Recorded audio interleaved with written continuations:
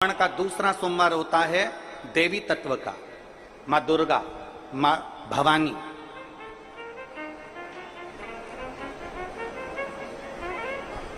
आप लोगों ने शिव पंचायत शिव महापुराण की कथा पहले बाची आप लोगों ने सुनी होगी। उसमें शिव पंचायत का वर्णन करा था। 5 देव,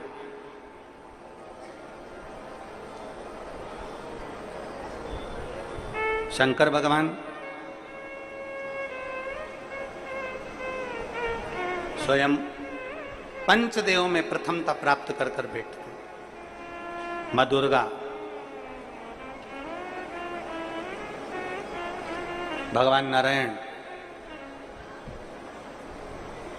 शिव पंचायत में, भगवान भास्कर देव और स्वयं भगवान शिव के सुंदर आनंद धारण करने वाले श्री गणेश पंच।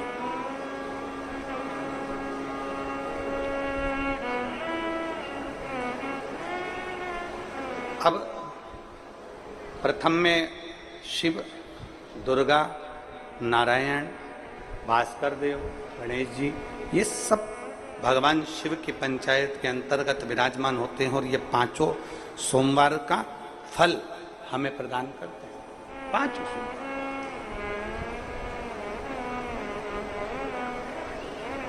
एक सोमवार की महत्वता है, एक सोमवार का क्रम है। कई माताएं उस क्रम को धारण भी करती हैं, ऐसा नहीं कि कई माताएं नहीं करती हैं, सबका अपना अपना नियम होता है। कोई शिव मंदिर में जाता है तो एक अक्षत, एक चावल का दाना शिव जी को समर्पित करता है, कोई मंदिर जाता है तो एक पुष्प शिव जी को समर्पित करता है, कोई मंदिर जाता है तो एक बेलपत्र शिव जी को समर्पित करता है, कोई मंदिर जाता है तो जल समर्पित करता है। सबका अपना अपना भाव है, जैसे तुम शिव को मना सकते हो। जैसे यहां भगवान शंकर को नहीं जा सकते।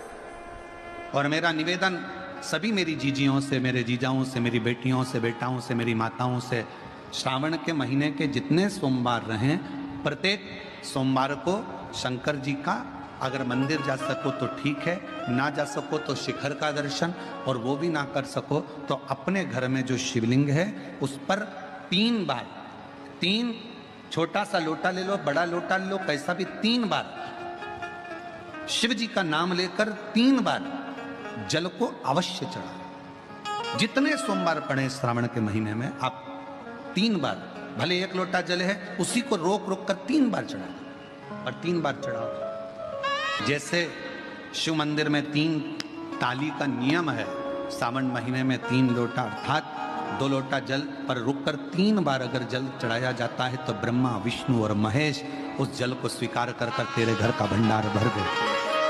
3 बार जल। गंगा जल का प्रयोग एक तो पितरों के लिए, दूसरा श्रावण के महीने में किसी भी एक सोमवार को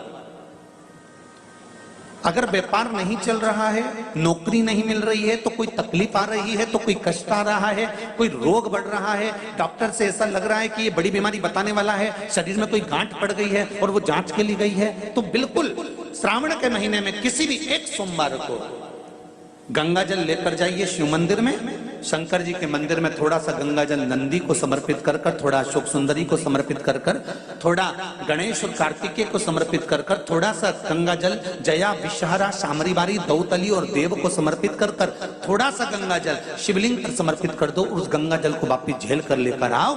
3 दिन तक लगातार उस गंगा जल को पीना प्रारंभ करो। उसके बाद जांच के लिए आप कहीं पर भी जाइए, बाबा कृपा जरूर करेगा, ये निश्चित था।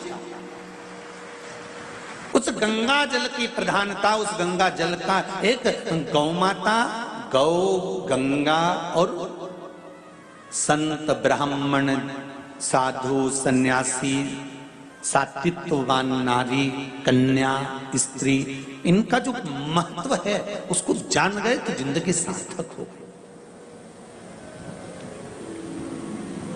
यदि भूलवश भी अगर कोई व्यक्ति मंदिर में बेलपत्र चढ़ा हुआ है और बेलपत्र उसने एकत्रित कर लिया मंदिर के अंदर ही, और मंदिर में बेलपत्र एकत्रित कर कर धागा लिया और उस कच्चे धागे में, उस कच्चे धागे के अंदर अगर उस बेलपत्र की डंडी को पीछे से उसने एक एक साधारण सी गांठ लगाकर उस बेलपत्र की माला को सिद्ध कर लिया, हल्की सी कच्चे सूत की गांठ लगाते लगाते मंदिर की चढ़ी हुई बेलपत्र को, शंकर पर चढ़ी हुई बेलपत्र को, शंकर की चढ़ी हुई बेलपत्र को ही उसने गांठ लगाकर जब माला सिद्ध कर ली और सिद्ध कर कर अगर वही माला भगवान शंकर को अर्पित कर देती है तो कहते हैं कि हमारा फिर पुनर्जन्म होता ही नहीं है, इस संसार सागर से हमारी मुक्ति हो ही जाती है, पुनर्जन्म से हम छूट जाते।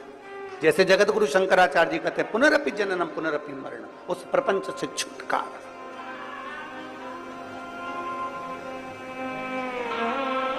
अब कई लोग ऐसे होते हैं कि वो पत्ती में छेद कर देते हैं, नहीं, शिव महापुराण की कथा कहती है चाहे बेलपत्र हो चाहे तुलसी पत्र हो, चाहे बेलपत्र हो चाहे तुलसी पत्र हो, इन दोनों पत्ती के अंदर सुई को नहीं पिरोना चाहिए।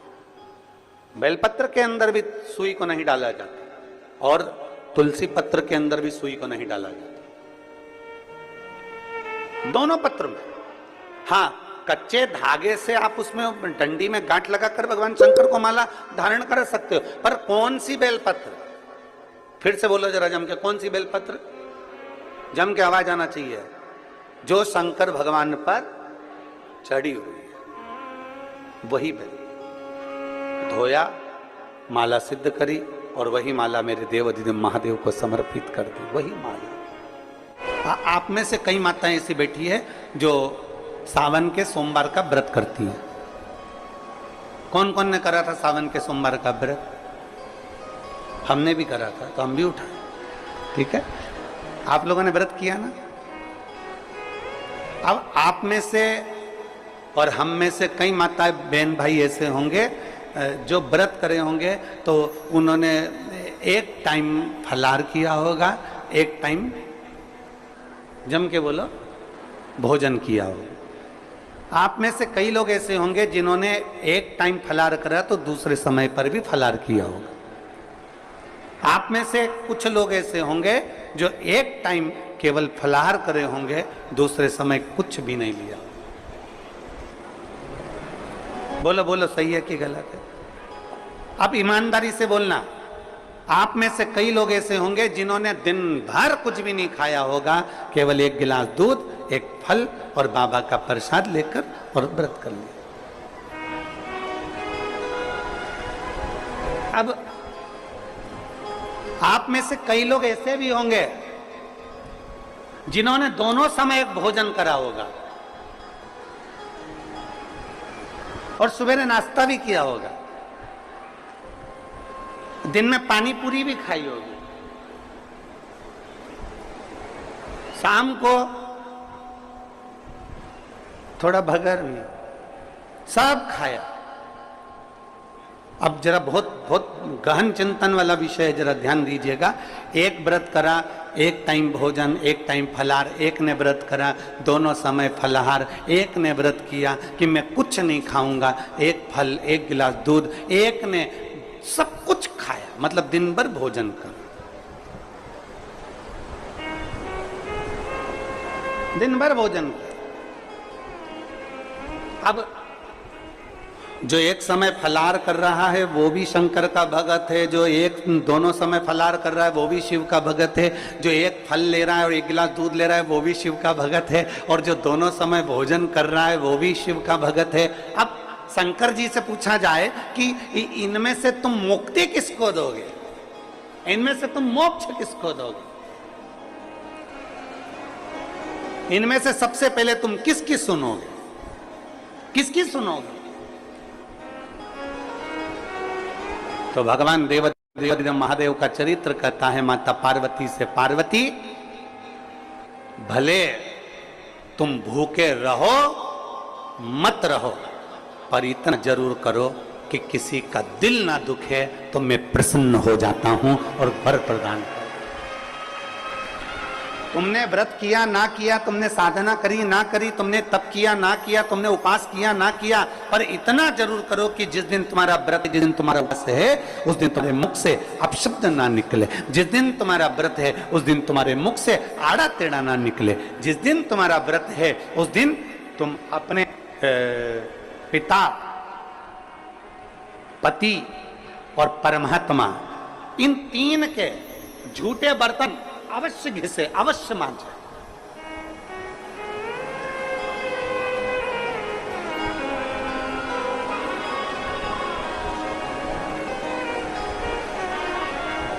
घर के सारे बर्तन मांजने वाली कोई आए वो मांजे, मना नहीं है, पर 3 बर्तन अपने को खुद मांजना चाहिए।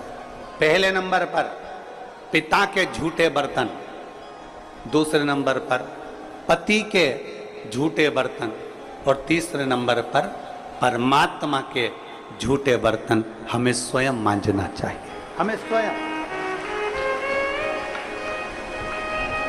इन 3 के बर्तन अगर दूसरे मांजते हैं तो आधे से ज्यादा वस्तु पर हक जो बर्तन मांजता है उसका हो जाता है। अब तुम समझ लेना अच्छे से, हम इसको बहुत विस्तार से नहीं कहेंगे। मालूम पड़े पिता के झूठे बर्तन अगर आप मांज रहे हो, पिता के सामने आप झूठे बर्तन उठा रहे हो, पिता के सामने आप बर्तन लेकर जा रहे हो, पिता के सामने आप उनके बर्तनों को मांज रहे हो, पिता के सामने आप उनके बर्तन उनके कमरे में उठाने जा रहे हो, पिता के सामने आप उनके झूठे बर्तन लेकर घिस रहे हो, मांज रहे हो, साफ कर रहे हो, तो पिता आपको देखेंगे तो उनके मन में आएगा मेरी बहू कितनी अच्छी है। देखो सारे बर्तन वो मांजने वाली मांजती है, पर मेरा झूठा बर्तन मेरी बहू मांजती है। तो पिता अपनी तिजोरी का माल निकाल के चुपचाप से तुमको दे, ये मेरी बहू है। सारे बर्तन दूसरे मांजते हैं पर मेरी बहू मेरे बर्तन मांजती है, मेरी बहू मेरी सेवा करती है, मेरी बहू मेरी चाकरी करती है, मेरी बहू मेरे बर्तन घिसती है। दूसरे नंबर पर पति के बर्तन, पति ने जिस बर्तन में भोजन किया है उसका बर्तन मांजने वाला नहीं, उसके बर्तन पत्नी को मांजना चाहिए। और अगर पति के झूठे बर्तन कोई दूसरा मांजने लगता है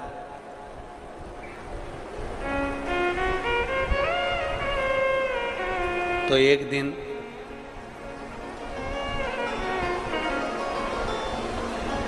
सेठानी नौकरानी और नौकरानी सेठानी हो जाती है। भरोसा नहीं, बहुत सावधानी, बहुत सावधान।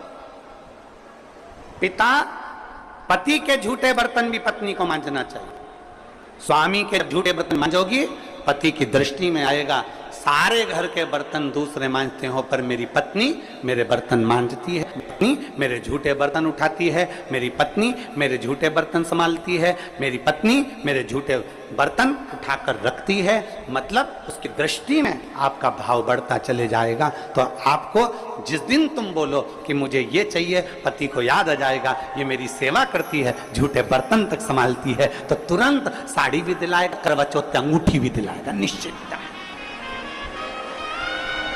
एक पिता, एक पति, और तीसरे नंबर पर बोलो, सब बोलो जम के जरा, परमात्मा। तुम्हारे घर में भगवान का मंदिर है, तुम्हारे घर में छोटा सा शिवालय है, तुम्हारे घर में छोटा सा देवालय है, तुम्हारे घर में छोटा सा मंदिर बना हुआ है, उस मंदिर में तुम भगवान की पूजन करती हो, पूजन करने के बाद भगवान को स्नान कराती हो, स्नान करा हुआ बर्तन रखा रहता है, लोटा रखा रहता है जल चढ़ाने वाला, भगवान के भोग लगाने की छोटी सी कटोरी होती है, भगवान को पानी पिलाने का छोटा सा लोटा होता है, कलश होता है, झारी जी होती है या कोई गिलास होता है।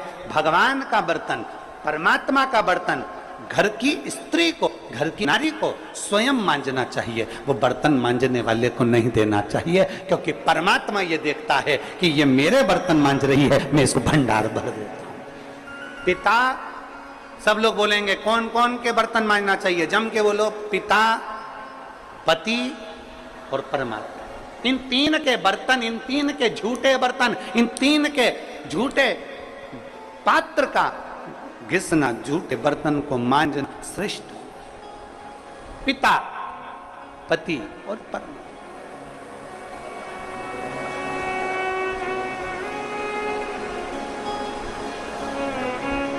श्रेष्ठ। एक विश्वास अपने भीतर जागृत करें, और जिस दिन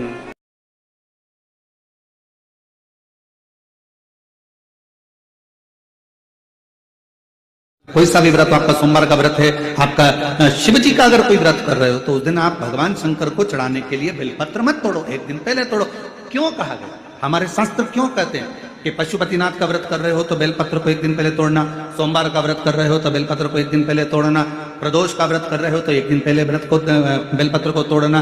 एक दिन पहले उस बेलपत्र को क्यों तोड़ा जाता है? जिस दिन हमारा व्रत रहता है उस दिन हम बेलपत्र क्यों नहीं तोड़ सकते? तो हमारा शास्त्र कहता है, शिव महापुराण वर्णन करती है कि जिस बेलपत्र की पूजन आप साल भर में अगर एक दिन भी आपने बेलपत्र को जल चढ़ाया है, एक दिन भी बेलपत्र को नमन करा है, एक दिन भी बेलपत्र के वृक्ष को यदि तुमने पूजा है, साल भर में एक दिन भी आपने अगर बेलपत्र की आराधना करी है, तो आप जब जब सोमवार का व्रत रखती हो, प्रदोष का व्रत रखते हो, आप जब जब शिवरात्रि का व्रत रखते हो, आप जब संकट सोमवार का व्रत रखते हो, पशुपति व्रत रखते हो, तो तुम्हारे उस व्रत को सफल बनाने के लिए बेलपत्र का वृक्ष भी तुम्हारे लिए व्रत रखता है, जिससे तुम्हें उस फल की प्राप्ति।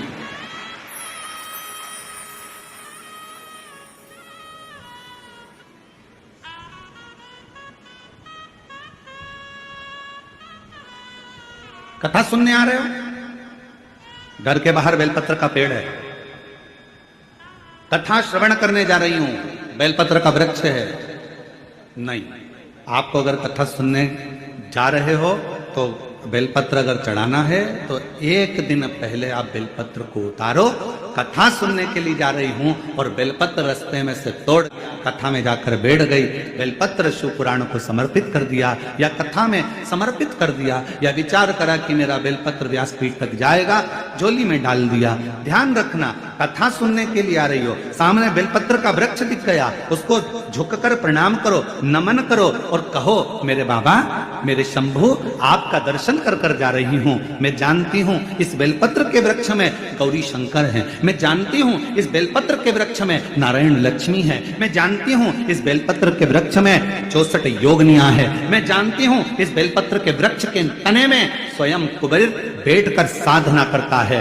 इस बेलपत्र के वृक्ष को मैं नमन करती हूं। बाबा, आपसे प्रार्थना करती हूं कि मैं कथा सुनने के लिए जा रही हूं, जब मैं कथा सुनकर वापिस आऊं ना, हे बेलपत्र महारानी, हे बेलपत्र के वृक्ष, हे शंकर, ऐसी कृपा करना कि मेरी खाली झोली को भंडार से भर देना, उसको नमन कर। और हम क्या करते हैं? कथा सुनने जा रहे हैं तो बेलपत्र का वृक्ष अपने आंगन में है या बेलपत्र का वृक्ष रास्ते में पड़ गया, 4-6 बेलपत्र तोड़ लिए, कथा में जाकर बैठ गए, कथा सुन ली, बाद में बेलपत्र समर्पित कर, ना ना ना ना, आते समय बेलपत्र को नमन करते हुए,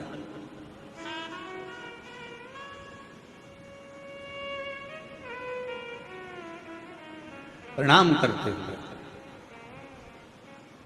विनय करते हुए। और मैंने तेरे ही भरोसे बाबा, तेरे ही भरोसे हवा बिच उड़ती जाऊंगी, बाबा डोर हर तो छड़ी में कटी जाऊंगी, बोले मैं तेरी पत्नी, शंभु मैं तेरी पतंग, हवा बिच उड़ती जाऊंगी, बाबा डोर हटो छड़ी में कटी जाऊंगी, बोले मैं तेरी। आप उसको नमन करिए।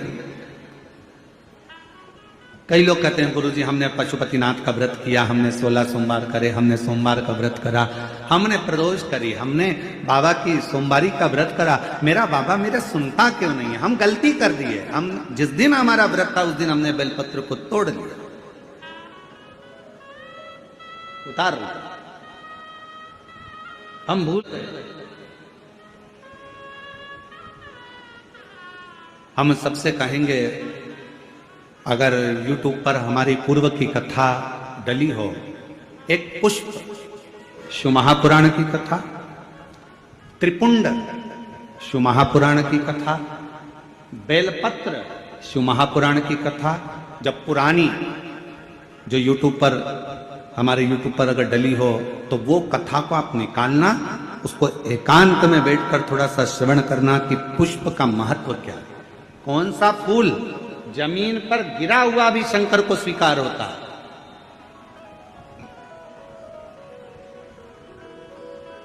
कौन सा पुष्प शिव को किस स्थान पर चढ़ाया जाए। क्यों सोमवार, अष्टमी और ये अन्य जितनी तिथियां होती हैं, अमावस्या, पूर्णिमा, प्रदोष, चतुर्दशी, त्रयोदशी, ऐसा वर्णन उसमें आता है कि इन दिन बेलपत्र को नहीं तोड़ा जाता। अष्टमी, नवमी, ये तिथियां हैं, क्यों नहीं तोड़ा, इसलिए क्या कारण है कि इन तिथियों पर बेलपत्र को नहीं तोड़ा जाता। तो कहा, जब हम रोज बेलपत्र को जल चढ़ाते हैं, शंकर की आराधना करते हैं, तो बेलपत्र के वृक्ष के नीचे बैठकर देवता भी हमारे कल्याण की कामना करते हैं।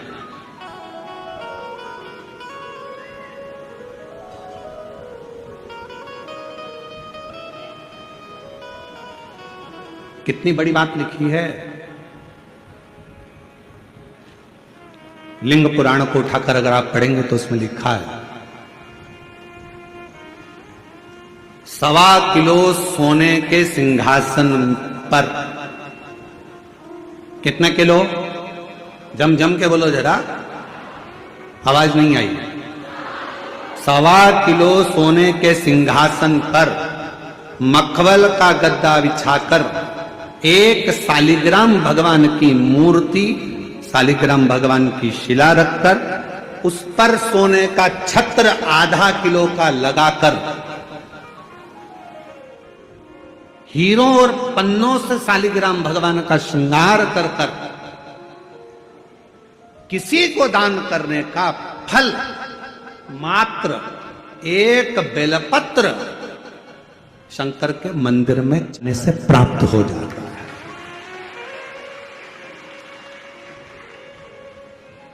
कितने किलो सोने का सिंहासन, बोलो बोलो जम के बोलो जरा।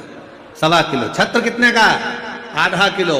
हीरे, रतन, माणिक, मोती, सोने से जड़े हुए शालिग्राम भगवान को सिंहासन पर रखकर दान करने का जो पुण्य होता है, 1000 अश्वमेध यज्ञ का बराबर का जो पुण्य होता है, हजारों सर्वोत्तम यज्ञ करने का जो पुण्य होता है, सोम यज्ञ करने का जो पुण्य होता है, वो एक बेलपत्र शंकर भगवान को चढ़ाकर भगवान शिव को अर्पित करने से प्राप्त हो जाता है। और ऐसा यज्ञ का फल मेरा विश्वास करता है, मेरे छत्तीसगढ़ वासियों के लिए, मेरे संपूर्ण देशवासियों के लिए, मेरे संपूर्ण विश्व में रहने वाले शिव भक्तों के लिए, ये मेरा दिल कहता है कि इतना बड़ा दान मेरा मन करता है कि आप सब हफ्ते में कम से कम एक दिन ऐसा आता होगा कि आप भी एक बेलपत्र शंकर को चढ़ाते होगे, तो समझ लेना कि आपने भी अश्वमेध यज्ञ, सोम यज्ञ और स्वर्ण सिंहासन, स्वर्ण छत्र का दान अपने जीवन में कर लिया।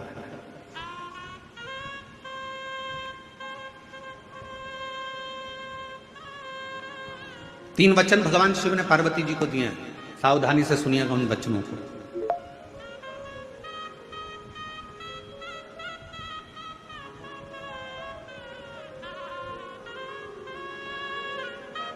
दो वचन तो काशी के हैं और एक वचन अमरनाथ की गुफा का।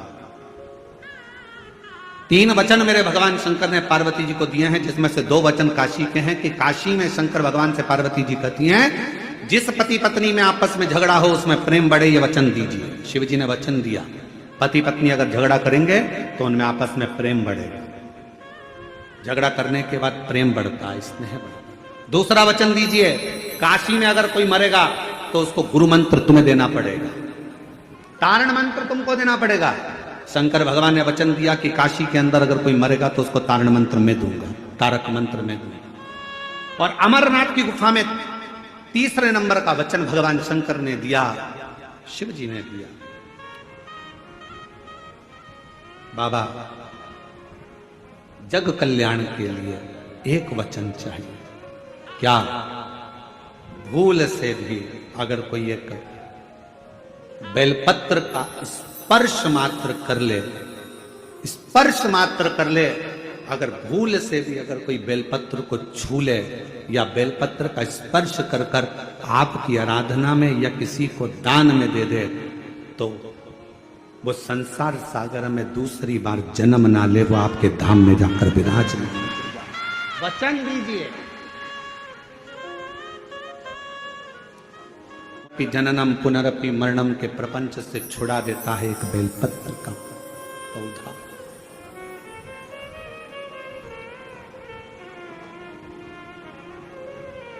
शिव जी के मस्तक पर कितनी रेखाएं रहती हैं त्रिपुंड में? आवाज दो, आवाज नहीं है। तीन रेखा मेरे भगवान शंकर के मस्तक पर है। उन तीन रेखाओं में एक एक रेखा में 9 देवता विराजमान।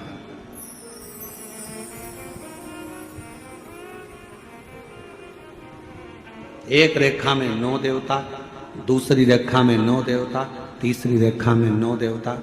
ऐसे शिव जी की त्रिपुंड रेखाओं में 27 देवताओं का वास।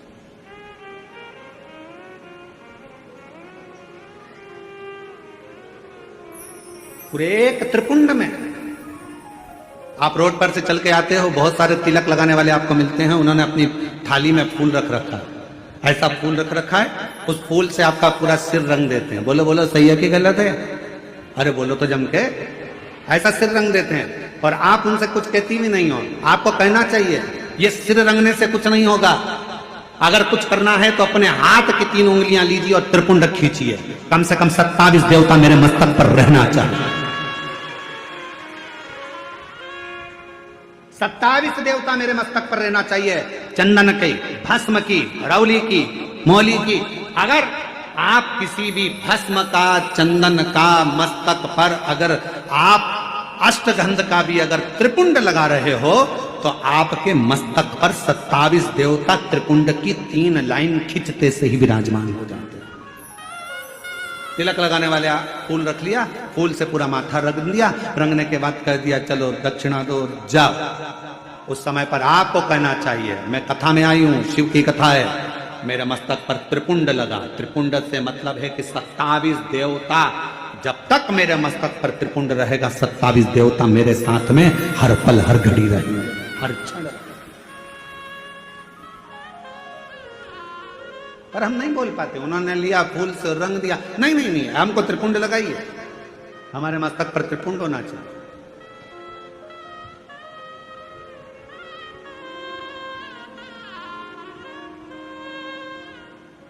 शिव जी के मंदिर जा रहे हो, भगवान शंकर का जल है, उसको भी मस्तक पर त्रिपुंड के भाव से लगा सकते। भस्म है, भाव से लगा सकते।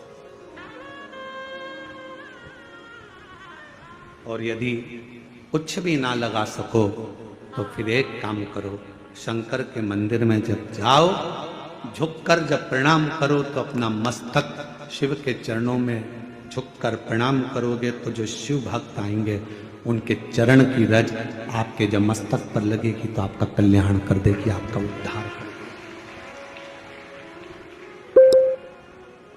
कल्याण कर देगी।